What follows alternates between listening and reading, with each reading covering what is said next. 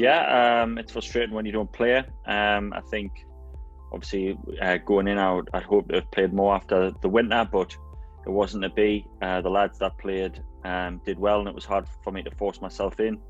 So I just tried to be, as good a team man as I could be, not moaning and groaning, and give as much energy back to the team as I could.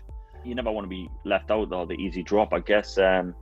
It's not really my style to I guess, shout and scream. I think I went to the coach, Chris Silverwood. I've got a great relationship with him from the bowling coach days to now into the head coach, and just asked him honestly what I needed to do to get in the team and improve.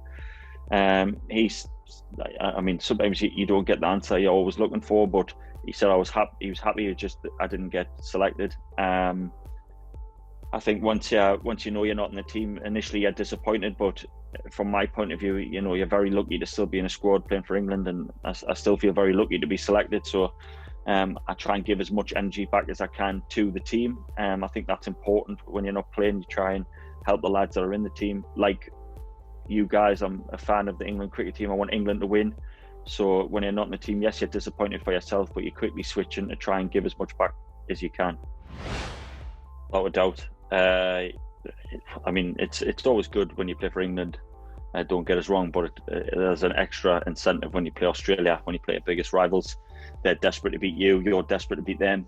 It doesn't matter if it's Ashes, white ball, 2020. Doesn't matter what it is. We'll be desperate to beat them. Full credit to them for coming over. We'll give huge credit to the West Indies and Pakistan. So I think we've got to say well done to Australia as well, for having,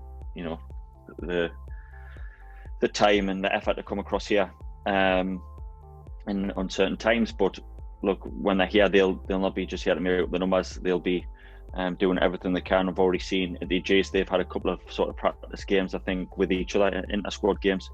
When we turned up yesterday, they were smashing the ball everywhere. So I don't know if they were just doing it deliberately to try and scare us, but I'll be out to try and stop that as much as I can and stop Australia winning.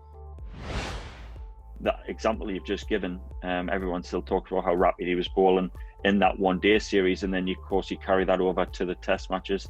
Obviously, it's a very different format, it's a very different game, but if you can sort of, get, there'll always be talked about the Broad and Warner situation where he had the wood over him. So if you can start the ball rolling with a couple of players here, I'm sure they'll be thinking about that no matter what the format. Absolutely. I'm not sure it's just the batting. I think it's the bowling as well. I think we've got a lot of players around the county circuit who are doing really well as well. I think there's lads that have been in the last bubble who have missed out on this bubble who you could say were unlucky. So we've got huge depth around the bowling and the batting. And I hope going forward, we'll need to use probably everybody going into World Cups with injuries, people in and out of form. So I'm sure everybody will get it going. It'll be important to have that depth come the World Cup. Yeah, obviously I think with myself and Jofra, there's always going to be the comparisons because we're both bowl quick. Whether we can both get in the same team is up to the management, but it was exciting to play with him during the World Cup, and like you said, it was sort of a friendly rivalry where he brought the best out in me, and hopefully I did the same for him. So it is exciting when we play together, and one I hope we can do going forward. I'll still be trying to bowl as fast as I can. At times, I think you've got to be adaptable with slow balls, and you've got to watch the batters a little bit more and be a little bit more on it in terms of just having 3 slips in the gully, are you? So you've got to be a little bit more adaptable. I think my role, probably when I first started 50 over cricket, I opened the bowling for England. Then when Jofra played the World Cup with Woakesy on the ball, and I went to first change and enjoyed that role. So I find it quite easy whether I've got a ball in the power play or out the power play. It's never easy bowling in 2020, whether you're up front or you're in the middle. They're coming at you 24/7. So I'll be trying my best to do whatever role the captain wants me to do. I didn't bowl very well in South Africa, if I'm honest. I got smacked to every part of South Africa, so the ball landed in, I think, every part of that country. So I've got to do a lot of improvement if I want to get into that team, because I didn't do myself justice there.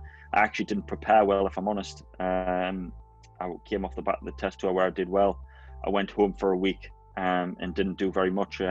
just wanted to refresh with the family. Hadn't seen my son in a few months, and then when we landed back out there, we had one training day, and then it was play, travel, play, travel, play, and my skills were not quite on it. So I've got to, under a little bit of pressure here, I think, to prove that I deserve to be in this side, because we've got a lot of backup, a lot of depth, and a lot of good bowlers. So if I get my chance, I'll be trying to prove that I've got the skills.